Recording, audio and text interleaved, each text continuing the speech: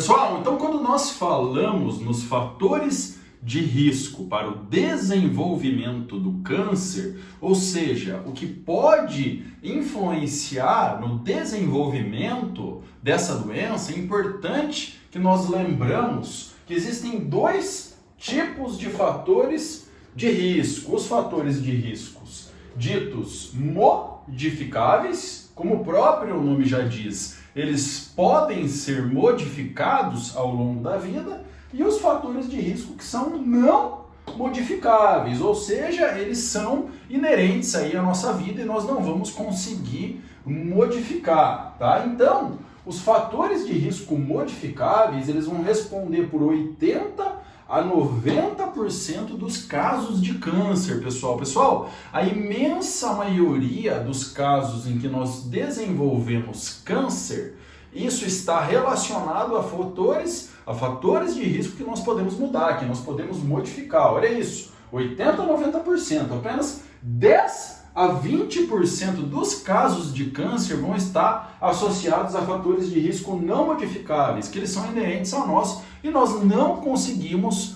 modificar. Então, pessoal, quando a gente fala dos fatores de risco modificáveis para o desenvolvimento do câncer, nós temos que elencar vários fatores de risco. Dentre, logicamente, esses fatores de risco, aqui eu coloquei alguns dos principais, os que eu considero mais importantes e mais vão influenciar para o desenvolvimento do câncer. Eu acho que um dos mais importantes seria a alimentação. Como assim, doutor? Como assim alimentação? Como que a minha alimentação ela pode influenciar no desenvolvimento de câncer? Pessoal, a gente sabe que existe uma estreita relação entre uma alimentação inadequada e o desenvolvimento de câncer, tá? Aqueles pacientes, aquelas pessoas que ingerem muita gordura saturada, muitos alimentos defumados, uma alimentação rica em carne vermelha, rica em carboidratos de fácil absorção, uma alimentação rica em açúcar, tá? Então, essa alimentação ocidental de padrão norte-americano, tá? Com hambúrguer, pizza, churrasco, refrigerante, doces, salgados, aquele churrasquinho do final de semana em excesso, tudo isso daí pode influenciar de forma desfavorável para o desenvolvimento do câncer, tá, pessoal?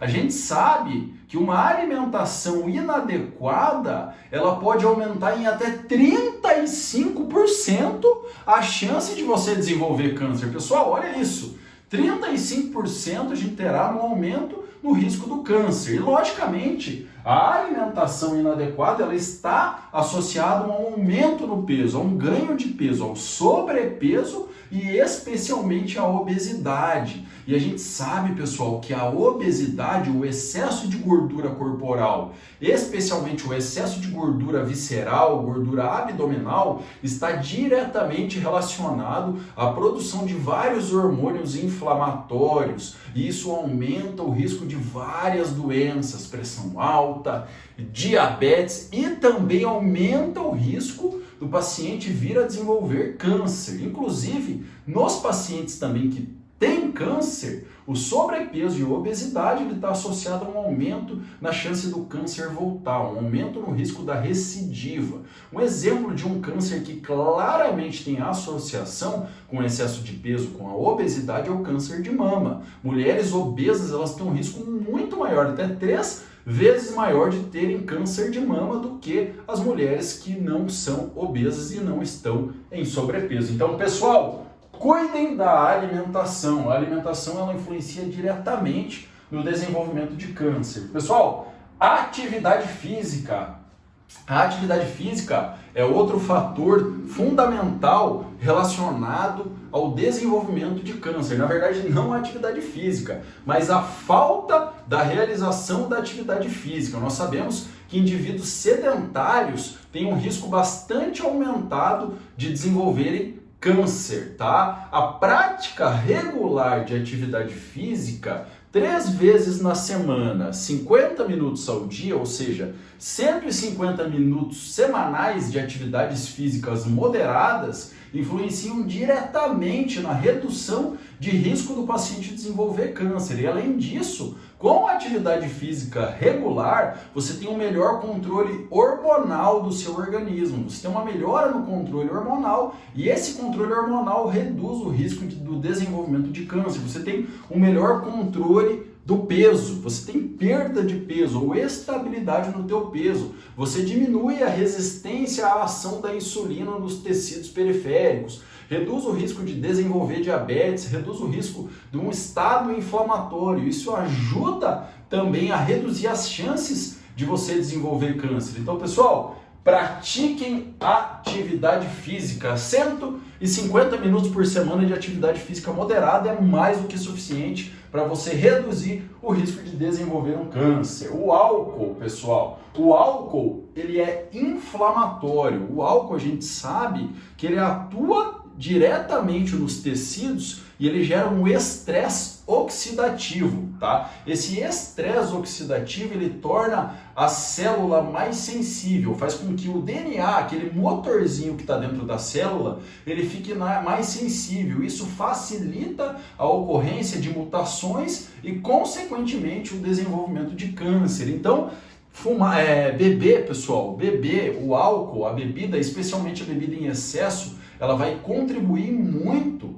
para o desenvolvimento de câncer. Então cuidem, pessoal, cuidem e evitem aí a ingestão de bebida alcoólica excessiva, devido a esse estresse oxidativo nas células e o aumento no risco do desenvolvimento de câncer. Em associação ao álcool, sempre vem o tabagismo, o cigarro, o hábito de fumar. Pessoal, prestem atenção nesse dado que eu vou falar aqui para vocês. Foca aqui em tabagismo. Olha só, pessoal.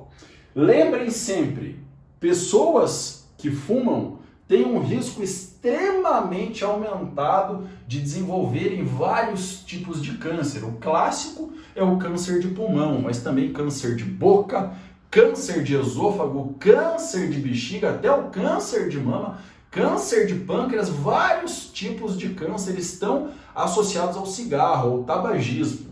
Nos pacientes que fumam, os pacientes fumantes, nós sabemos que no Brasil, 90% dos casos de câncer de pulmão estão relacionados ao tabagismo. Então, de todos os casos de câncer de pulmão no Brasil, 90% são em pacientes fumantes. E prestem muita atenção no dado que eu vou falar agora para vocês quando a gente fala de tabagismo.